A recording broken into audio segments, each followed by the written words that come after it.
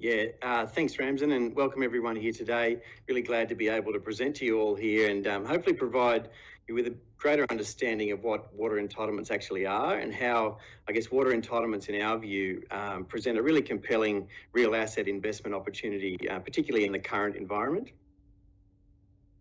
So the Australian water markets, as we know them now, have developed into one of the most sophisticated and functional water markets around the world, and globally are really considered to be the gold standard when it comes to allocating this vital and increasingly scarce resource, which is water.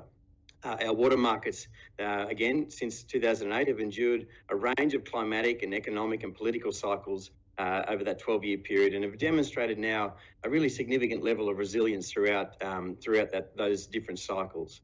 The fundamental drivers of water entitlement values, which we'll discuss in a bit more detail here this morning, we believe provide quite strong tailwinds to water values and are unrelated, I guess, to those that drive traditional asset classes, which goes some of the way to explaining that logical low level of correlation that we've seen in water entitlement values over the last 12 years. So when we think about water, we think about it as being the irreplaceable input into irrigated farming, with farmers requiring water every year, regardless of seasonal conditions, so even in the wet periods. And that allows investments in water entitlements to really generate reliable annual yields. And our analysis of those yields over time has shown that they have been also relatively stable, and we haven't seen any signs of compression despite the recent run-ups in water entitlement values in the last 2 or 3 years.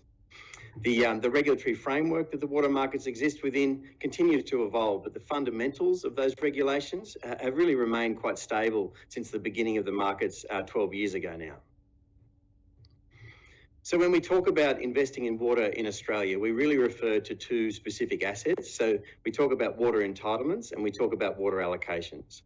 So the first asset, water entitlements, can be thought of as permanent shares of airspace that exist in a particular dam. And each water entitlement has a specific security class. So they can be high security or they could be general or lower security. And that's shown by the images that are on the bottom of the slide that's on your screens at the moment. High security water entitlements represent the airspace that's at the bottom of the dam, which typically contains water even in drier seasons, so even in droughts.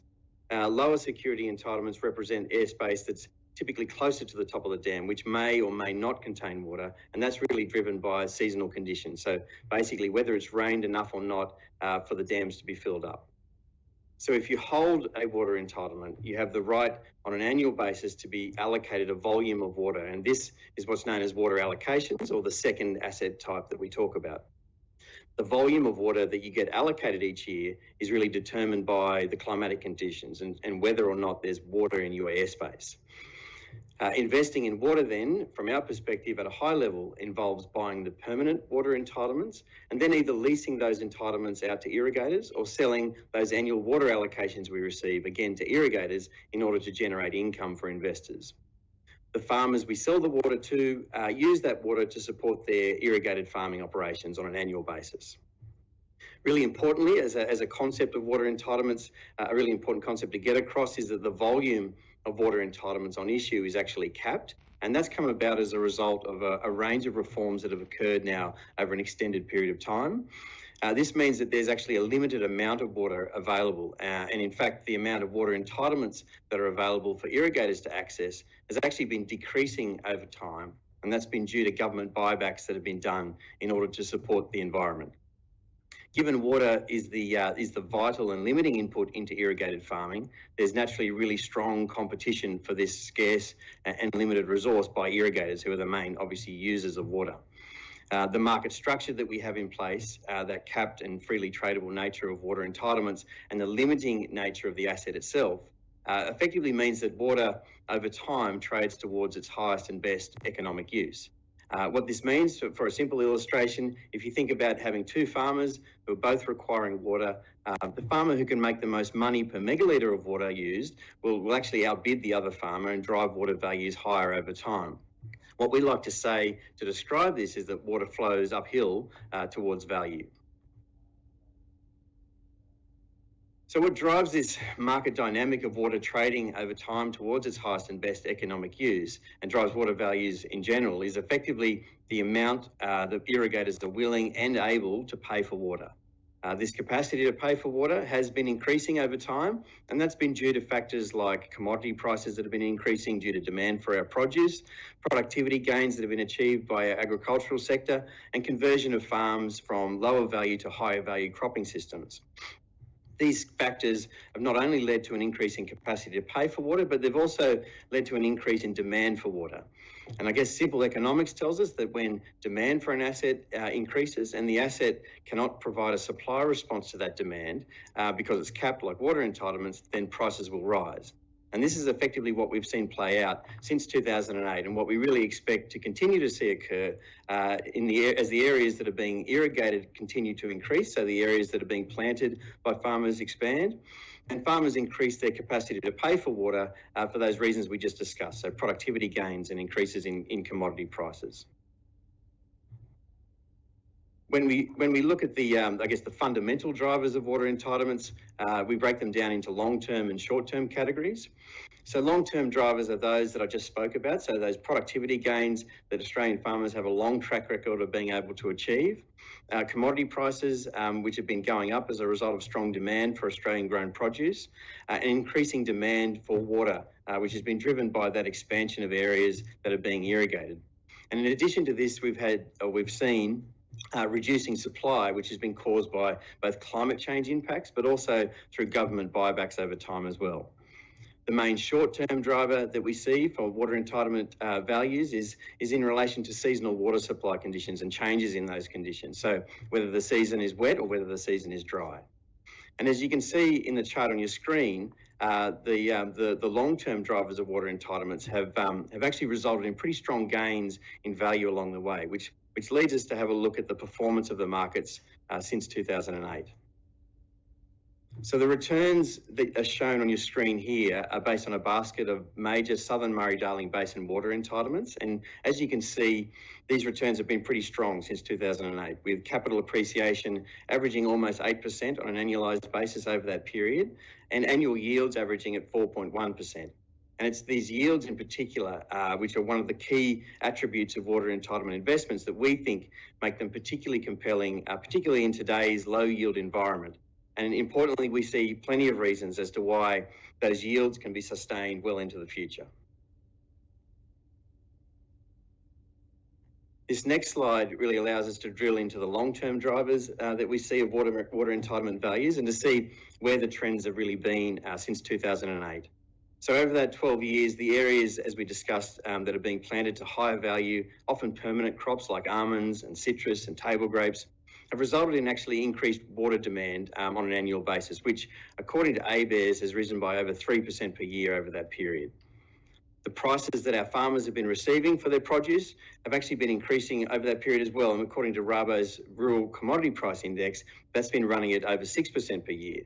And then according to ABARES, again, our farmers have increased their productivity since 2008 by almost 2% per year. So there's some pretty strong demand side drivers that have been playing out over a pretty long period of time there. At the same time, the water supply situation has also been impacted by factors which include government buybacks of water entitlements, which we've seen occurring since 2008 up until around 2015. And they've acted to actually reduce the amount of water entitlements that are available for farmers to use for irrigation, and also impacted by climate change, which due to changes particularly that have been witnessed over the last 2 decades have led to really lower levels of inflows into the river systems and storages in the regions that we invest in. So in summary, we've seen over that period demand pretty steadily rising and supply falling at the same time. And this tight supply and demand dynamic is pretty well illustrated, we think, by the chart that's on your screens now. And this comes from an independent study done by a firm called Aether. The green bars on this chart show the annual demand for water in the Murray River system alone by just horticultural crops. And as we touched on that previous slide, since 2015, there have been significant areas, particularly in the Southern Basin, that have been planted to higher value, often permanent crops. And these crops can take up to 7 years to mature. These are almonds and citrus and the like. And as they mature, they require increasing amounts of water each year. This is expected to drive demand for water in the Southern Basin higher over the next decade, which is shown by those dark green bars that you can see on the chart.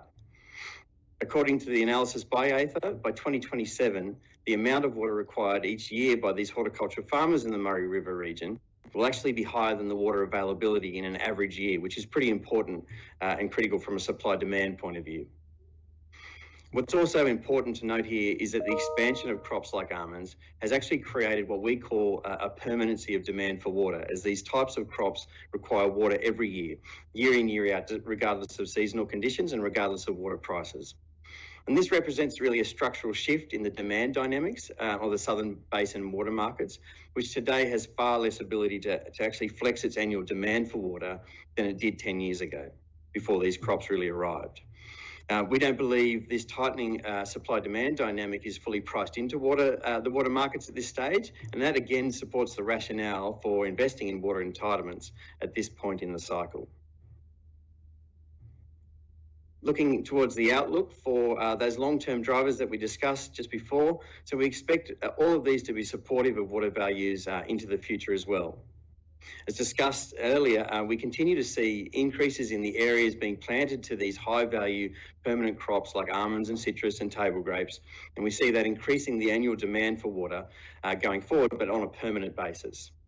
The demand for Australian produce, Australian-grown produce, remains really strong, and that's even despite the current tensions with China. So we're expecting that to continue to support the prices being paid to our farmers here in Australia longer term. Aussie farmers are some of the most productive in the world, and due to the low levels of government subsidies and support, are fully incentivised to continue to deliver the productivity gains that we've really seen them deliver over the past 4 decades, according to ABARES data. And then finally, when we look at the supply conditions, these are expected to be increasingly challenging moving forward, and that's largely due to climate change impacts. So when we consider these drivers of water entitlement values, it's really not hard to see then why water investment returns have exhibited such low levels of correlation with traditional markets, which is shown on this slide on your screen now. So when we boil it down, water markets are effectively driven by how much farmers are willing and able to pay for water, which is obviously completely unrelated to the drivers of traditional markets. The outlook for the longer term drivers that we just covered of water entitlement values suggests to us pretty clearly that these low levels of correlation are likely to continue well into the future. So then looking more closely at how we generate return investing in water. So we've covered, I guess, in reasonable detail now the drivers behind the capital growth aspect of the return profile. And the diagram on your screens now also illustrates how we generate annual income from a portfolio of water entitlements, which you can see listed down the right-hand side of the chart. And these factors enable investors to receive those reliable annual yields that we spoke about earlier. So we generate these yields through a range of activities, which include leasing water entitlements to irrigators or selling water allocations in the spot and the forward markets, again, to irrigators who use that water to support their irrigated farming operations.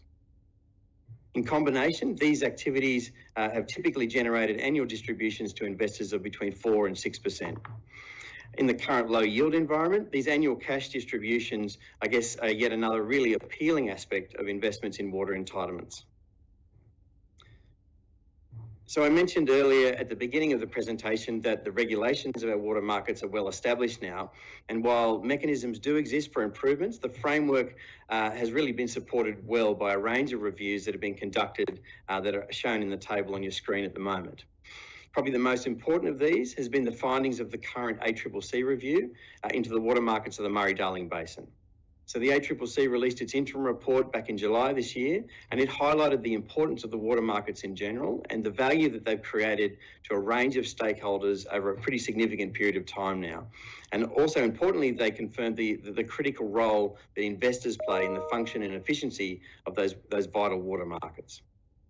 The ACCC in its report also pointed to areas where the market infrastructure could be improved, particularly in areas around governance and oversight and transparent access to trade information. And all of these findings we really support, and we believe the ACCC report should really allay any concerns potential investors may have of being involved in the water markets in general. The key risks in relation to water investments we believe that investors need to be aware of relate primarily to agri-economic risks, regulatory risks and climate risks. So the agri-economic environment, as we discussed here this morning, remains really strong, and demand for food both here and abroad is expected to continue to support this, and we should continue to deliver strong prices to our farmers and enable them to increase their capacity to pay for water. Climate change is expected to support water entitlement values longer term. However, increasingly volatile weather events in the shorter term may have more of an impact on those short-term climatic drivers of returns that we discussed here a little earlier. And then in our view, any regulatory risks, as we just covered, have been significantly reduced with the recently released ACCC report. So in summary, we believe a diversified portfolio of water entitlements can provide investors with exposure to the broader Australian irrigated agriculture sector, which cover a range of different commodities and crops and the farmers that are actually growing them. The investments or an investment in a portfolio of water entitlements can provide an improved liquidity profile when compared with, say, traditional agricultural investments. And that's primarily owing to the tradable nature of water entitlements and the turnover in the water entitlement markets themselves. Having different entitlement types in the portfolio, so